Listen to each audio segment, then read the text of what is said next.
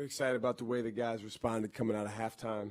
Obviously, the first half, we didn't have the type of energy and connectivity that we needed to have. But I thought in the second half, our guys really started the half with great defensive focus, got their hands on the basketball.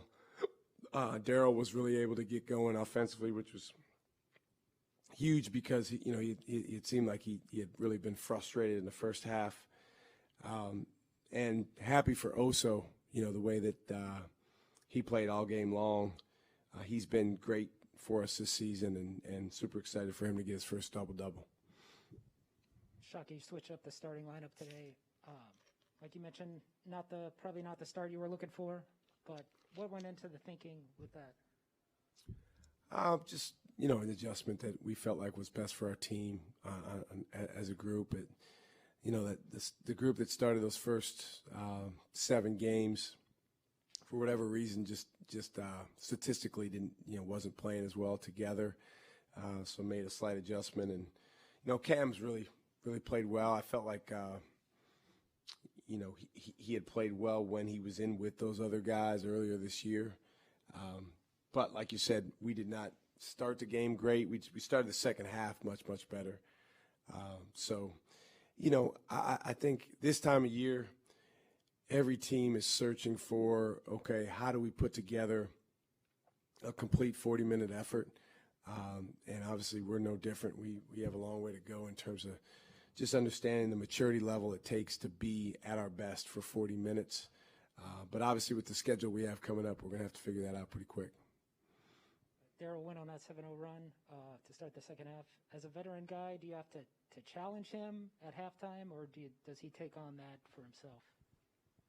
Well, I think the challenge for all those guys was, just to get outside of yourself from the standpoint of frustration. I thought the first half, our whole team, had a lot of frustration, and that is a tough emotion to deal with as a player because, unlike anger, you can't really do anything with it. If you're angry, you can kind of channel it, towards your opponent and towards, playing with a level of violence.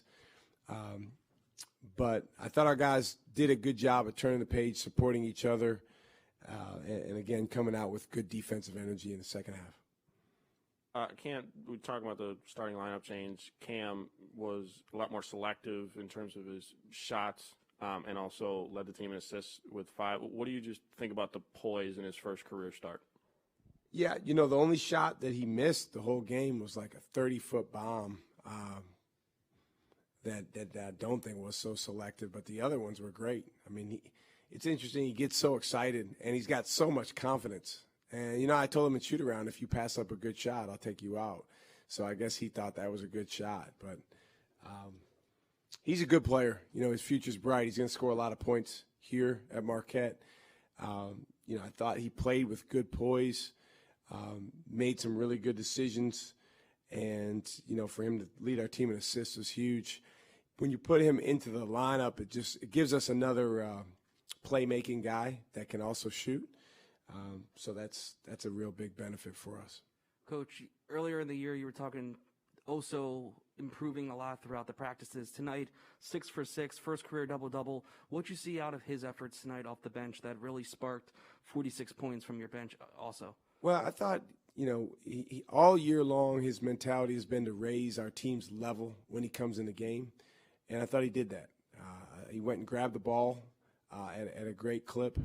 He got a rebound every 2 minutes, actually less than that. So it's terrific. We challenge these guys to get one every 3 minutes. He got one every 2 minutes. He, I thought finished obviously really, really well around the basket. And he played with poise in our offense, which is something that he's really good at. And it's something that helps our team have a lot better flow.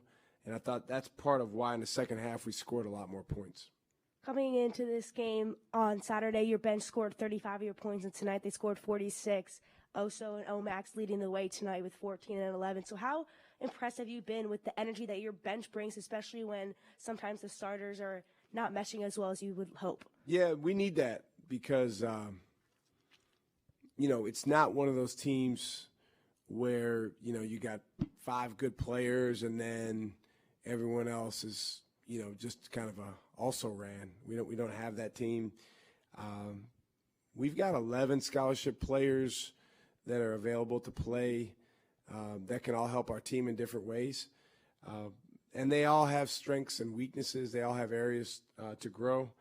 But, for our bench to come in and give us a lift 2 games in a row is really big for us. And it allows us to overcome, when we go through lulls or when a starting group or whatever group's out there is struggling, if somebody can come in and bring great energy. That bench group also, the guys came in and they got a lot of deflections. They got their hands on the basketball, which, again, we believe goes into winning.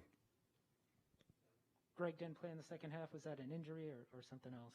No, I just thought those other guys were playing with a little bit more fight. I didn't think he defended with the intensity that he needed to have in the first half. Greg's a good player, and Greg's a guy that we need to play a significant role on our team. But as a guy that's in his 5th year of college, I mean, he has to come in and lead from a standpoint of energy and effort. So he'll get another opportunity to do that. I know you guys are bullish on the potential of Amarion. He's got extended run the last couple games. Earlier in this season, you likened him to a baby deer. So where do you think he is now? Same. I don't know the life cycle of a deer, so I don't know but the stages. It's only been a couple weeks, Ben. He's a baby deer. It's been alive 2 weeks. He just, right now, he can make one part of the play, but then the other part of the play is not exactly where it needs to be. Like first half, he made a great drive. He got downhill, but then his pass to Darryl didn't hit him in the chin. Second half, he got downhill a bunch of times, but then he turned the ball over multiple times. And so he's just got to learn. I mean, the thing for our freshmen, just like freshmen around the country, is that even against Jackson State, but certainly against Illinois or West Virginia or Wisconsin on Saturday, these games bear zero resemblance to a high school game. Zero. And just like I'm sure NBA coaches say, hey, our games bear zero resemblance to theirs. And that's nothing against, different levels. But now you're up here and you have to make the adjustment to whether it's the physicality, the speed of the game, the officials, the teammates that you have out there, the fact that they can play. So those guys are in the middle of that. I'm super excited about their futures.